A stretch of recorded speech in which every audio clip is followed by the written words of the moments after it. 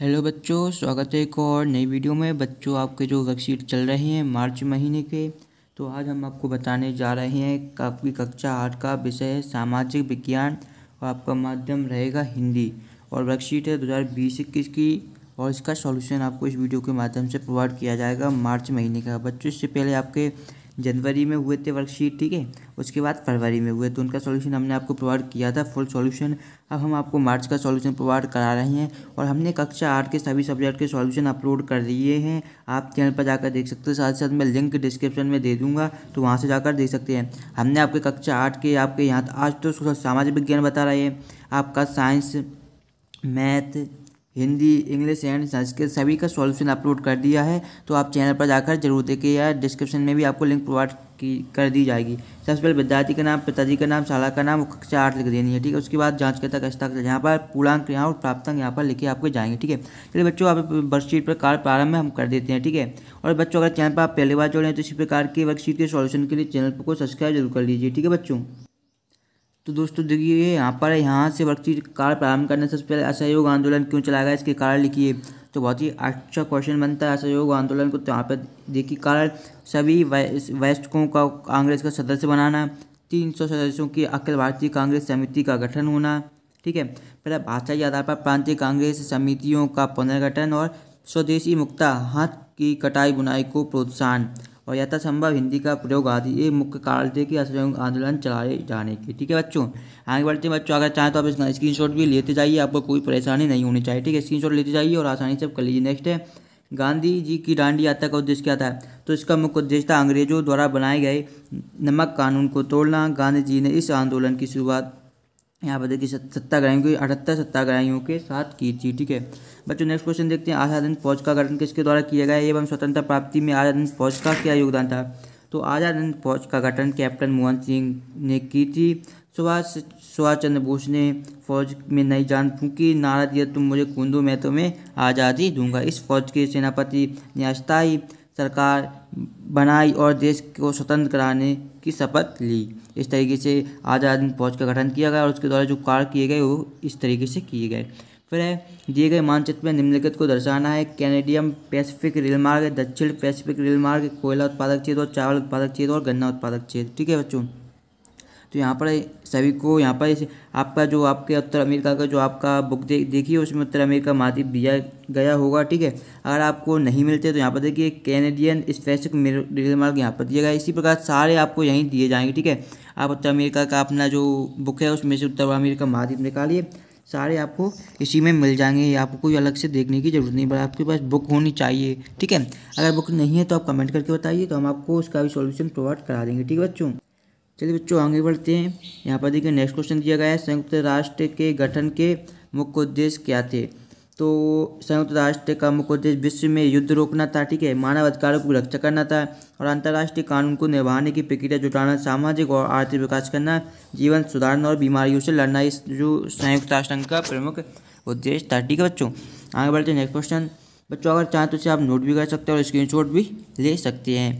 फिर संयुक्त राष्ट्र की संस्था विश्व स्वास्थ्य संगठन का क्या कार्य था, तो ये हमने कर लिया है। आगे बढ़ते हैं। फिर नेक्स्ट हमारा दिए गए प्रश्नों के उत्तर लिखिए। थल सेना में अधिकारी वर्ग के पद क्रम रैंक बढ़ते क्रम में तालिका बनाइए।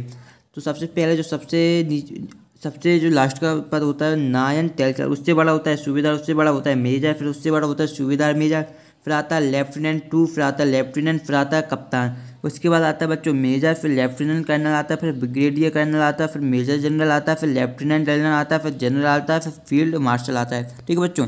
इस तरीके से अगर आप लिख देंगे तो आपको फुल मार्क्स दिए जाएंगे, कोई मार्क्स नहीं काट सकते बच्चों। अगर आपने अभी तक इस वीडियो को लाइक नहीं किया तो बच्चों इस वीडियो को लाइक कर दीजिए एंड सभी अपने दोस्तों के साथ शेयर कर दीजिए और चैनल को भी सब्सक्राइब करना ना भूलें, ठीक है बच्चों। आगे बढ़ते नेक्स्ट क्वेश्चन देखते हैं। नेक्स्ट है, भारत के स्वतंत्रता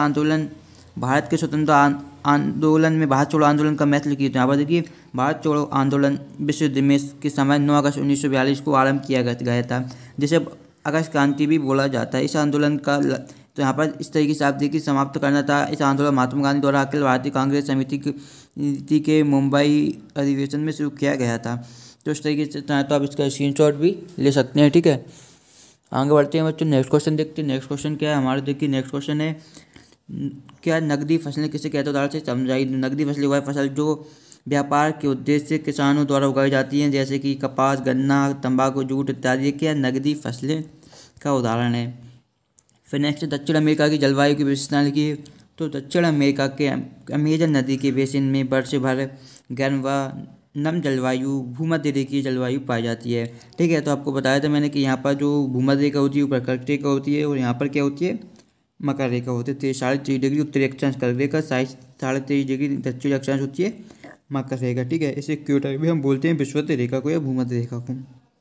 फिर वार्षिक तापांतर कम रहता है, ऋतुओं का अभाव रहता है, प्रतिदिन के 30 से पैर बिजली की चमक एवं बादलों की गड़गड़ाहट के साथ मूसलाधार बारिश भी होती रहती है। तो इस तरीके से इस क्वेश्चन का आंसर हो जाएगा। ठीक है बच्चों, आगे बढ़ते हैं नेक्स्ट क्वेश्चन की तरफ। बच्चों नेक्स्ट क्वेश्चन देखते हैं। बच्चों नेक्स्ट क्वेश्चन है हमारा, सिंकोना वृक्ष से कौन सी दवा बनाई जाती है? तो यह कोनेन नामक औषधि बनाई जाती है सिंकोना वृक्ष से। फिर नेक्स्ट देखते हैं बच्चों, जल एवं वायु प्रदूषण मानव जीवन को किस प्रकार प्रभावित करते हैं, उन्हें रोकने के उपाय लिखिए। तो वायु प्रदूषण से मानव को कैंसर जैसी भयानक बीमारियां, शुगर व हृदय रोग हो रहे हैं। जल प्रदूषण के कारण जमीन की उर्वरता क्षमता नष्ट होती जा रही है।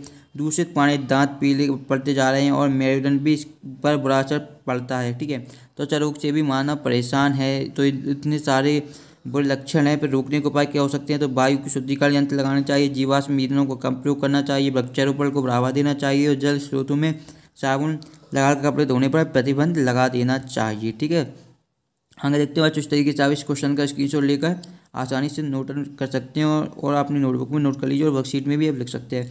फिर वैश्वीकरण से क्या है, इसके समाज पर क्या प्रभाव पड़ता है? तो वैश्वीकरण का शाब्दिक अर्थ है स्थानीय या क्षेत्रीय वस्तुओं का या घटनाओं के स्तर पर रूपांतरण की प्रक्रिया। इसे एक ऐसी प्रक्रिया का वर्णन करने के लिए भी प्रस्तुत किया जा सकता है जिसके द्वारा पूरे विश्व के लोग मिलकर एक समाज बनाते हैं तथा एक साथ कार्य करते हैं। यानी इस विश्व का एक साथ कार्य करने को हम क्या कहते हैं? वैश्वीकरण बोलते हैं। ठीक है बच्चों, फिर आ जाता है प्रोजेक्ट का। तो पाठ्य पुस्तक अथवा एटलस की सहायता से दिए गए मानचित्र में संकेतों तो चिन्हों के द्वारा निम्नलिखित स्थानों को भरिए। तो देखिए, एंडीज पर्वतमाला, अमेजन नदी, पेंटागोनिया मरुस्थल, सैन जॉर्ज की खाड़ी, ब्राजीलिया उच्च भूमि, बेल्विया का पठार, टिटिका का झील, फॉकलैंड द्वीप, कोटोपैक्सी चोटी, मेलवार का मैदान।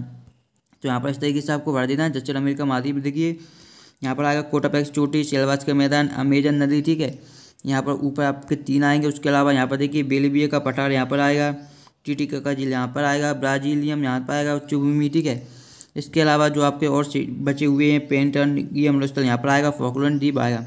कुछ फॉकलैंड द्वीप इस तरीके से होता है यहाँ पर। ठीक है, तो फॉकलैंड द्वीप आपका यहाँ पर आएगा। ठीक है, तो दोस्तों यह था आपका क्लास 8 सोशल साइंस का वर्कशीट का मार्च महीने का फुल सॉल्यूशन। ठीक है, तो अगर बच्चों आपको वीडियो पसंद आई लाइक करें। और आज हमने देखा कक्षा 8 समाज विज्ञान वर्कशीट 2020 के मार्च का फुल सॉल्यूशन। ठीक है, तो बच्चों अगर आपको यह वीडियो पसंद आई लाइक करें, और चैनल पर पहली बार जुड़े हैं तो इसी प्रकार की वीडियो देखने के लिए चैनल को सब्सक्राइब जरूर करें। धन्यवाद बच्चों। तो आज की वीडियो